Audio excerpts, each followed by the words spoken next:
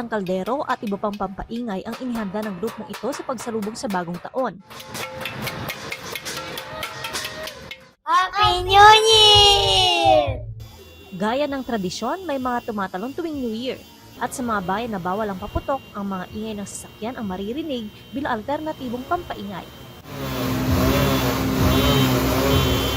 Naging maigpit umano sa pagpapaalala ng otoridad para sa ligtas na pagsalubong ng bagong taon. Wala ring naitalang kaso ng stray bullet dahil sa kooperasyon ng mga responsible gun owner. Sa ngayon, ang binabantayan ng otoridad ang inaasahang mabigat na daloy ng trapiko dahil sa pag-uwi ng mga bakasyonista lalo na sa weekend. Alam naman natin yan, pagkatapos po ng bagong taon is sa magbabalikan na ang ating mga kababayan sa kanilang trabaho, kanilang lugar. So yan po yung ating isa sa mga binabantayan po para sa kanilang kaligtasan, which is along national highways.